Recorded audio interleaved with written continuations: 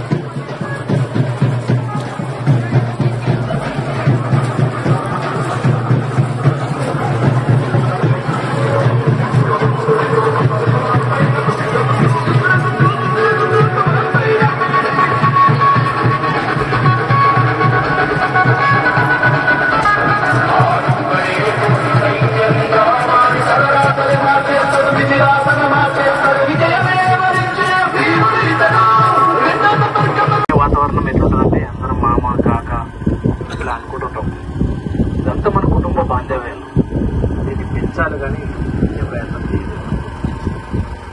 ఎవరికైనా ఏం కష్టం వచ్చినా ప్రతి ఒక్కరు ఎవరికైనా చనిపోతే అందరం ఆ రోజు బండ్లు కాల్ చేసుకొని ఎవ్వరు మనం తినకుండా అందరం వాళ్ళ ఇంటికి వస్తే ఏ విధంగా అయితే ఉంటామో ఈ భారతదేశం అంతా కూడా కుటుంబం లాంటిది. ఈరోజు నరేంద్ర మోడీ గారు పడుతున్న ఆలోచన వల్ల అంత కాదు, తక్కువ సేవ చేస్తున్నాడా ఆయనకి భార్య ఇంకొక కుటుంబం లేదు.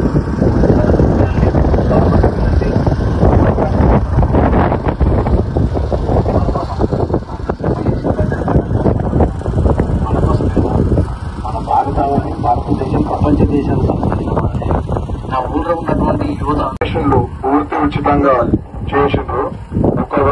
కంటి ఆపరేషన్లు, గుండె ఆపరేషన్లు కూడా ఒక్కొక్క ఆపరేషన్ 2-3 లక్షల ఆపరేషన్లు ఉంటాయి.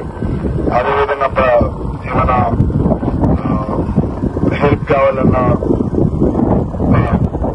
బిల్ ఎక్కువైనా లేక హాస్పిటల్లో ఆపరేషన్లు ఉచితంగా, హాస్పిటల్ చెప్పైనా ప్రతి ఒక్కరికి ఉచితంగా లేకపోతే సగం ప్రైస్ చాలా అట్లా కూడా ఆపరేషన్లు చేయించినాం. అదేవిధంగా ఎట్లాంటి అనుకున్నా ఏమి వెళ్ళిపోవటం మీద సంబంధం లేకుండా కూడా పార్టీలకు అతీతంగా నాన్నగారు నా పెళ్లికి, మా అన్నయ్య పెళ్లికి ప్రతి ఒక్క సర్పంచ్ ఇంటికి వెళ్లి కార్డిచ్చి ఒక కుటుంబ సభ్యుడిలాగా ఇన్వైట్ చేసిండు. చాలా మంది